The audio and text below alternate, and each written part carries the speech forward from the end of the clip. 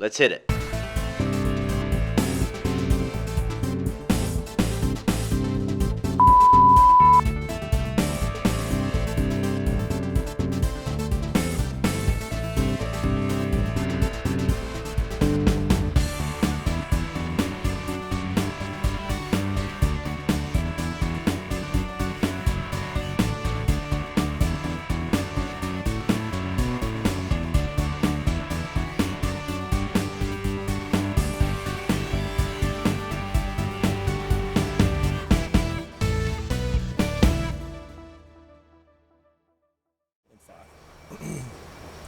Hey, I'm Stu Smith.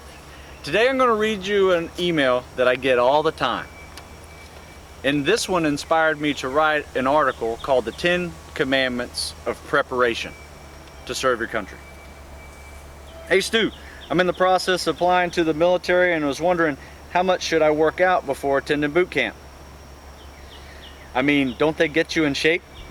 Oh my God, this one kills me. I get this one all the time.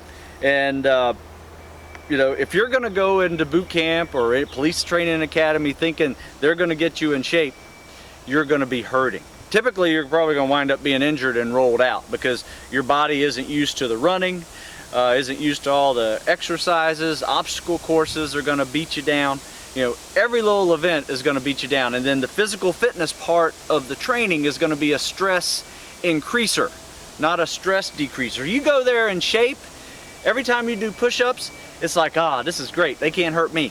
You know, every time you go for a run, you're going to relieve stress. Because you're going to be stressed at these types of training programs. You're going to be stressed because you're away from home. You're going to be stressed because people are yelling at you. You're going to be stressed because you got to memorize all this stuff and spit it out verbatim.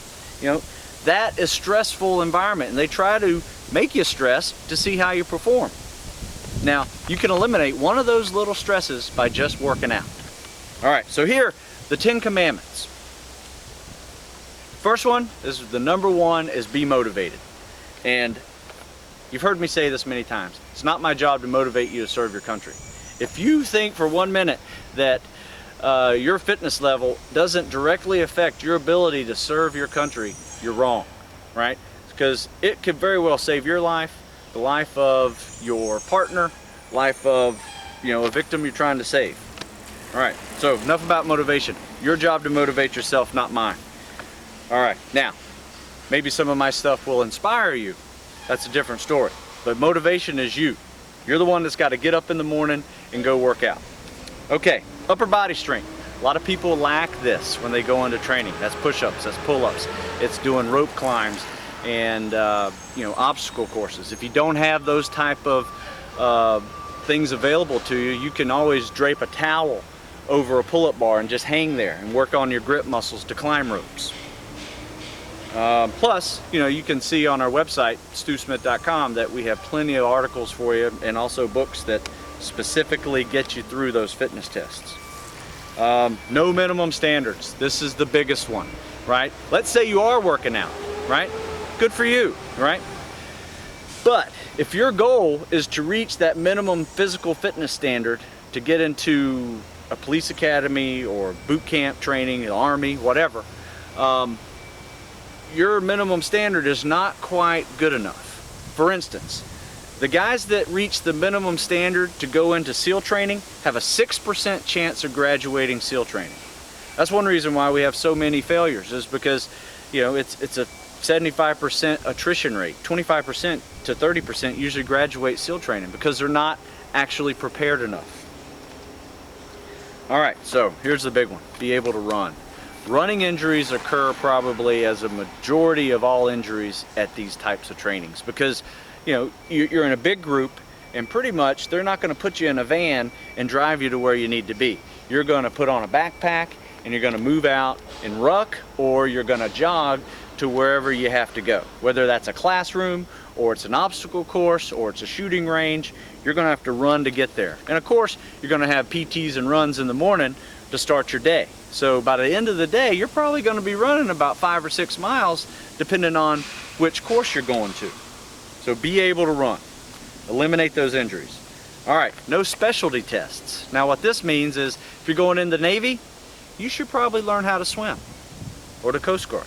If you're going into the Army, you definitely want to run. You definitely want to put a backpack on your back and start moving out.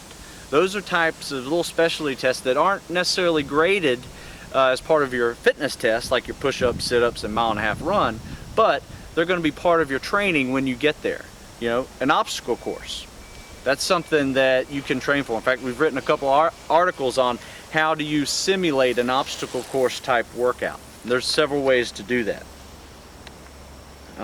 Be a team player, very important, right? Don't be the only guy, you know, in front of the pack running and you leave the rest of your teammates back behind you. You know, after you finish the run, if it's a timed run, you go back and cheer on the losers, the guys that are really having a hard time with it, right? And when I say losers, I don't mean they're losers, I just say they're not winning the race, right? Second place is first loser in my book, right? If you're the first guy, you need to be back there helping everybody, pushing everybody up, right? Team player.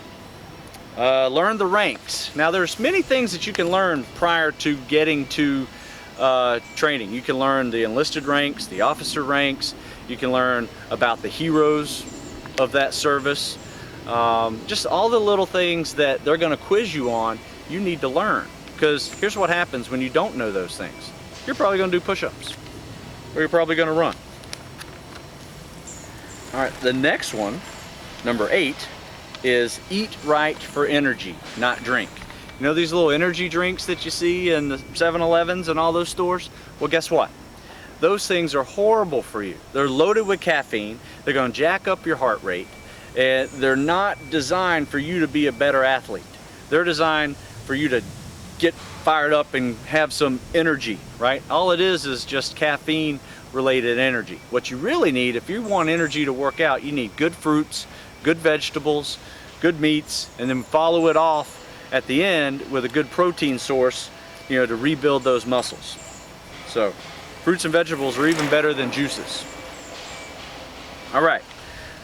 Show up within weight standards. This is a big one too, right? Basically goes towards the not working out side, but if you're out of height weight standards anywhere near your start date, you're going to have a really hard time when you're at the training, because, you know, if you're overweight, running's going to be harder on your legs, and you're going to have to start losing weight to actually catch up with the rest of the group. So you're probably going to be put in a remedial PT program, meaning you're going to get extra workouts on top of a busy schedule that keeps you busy from the whole day.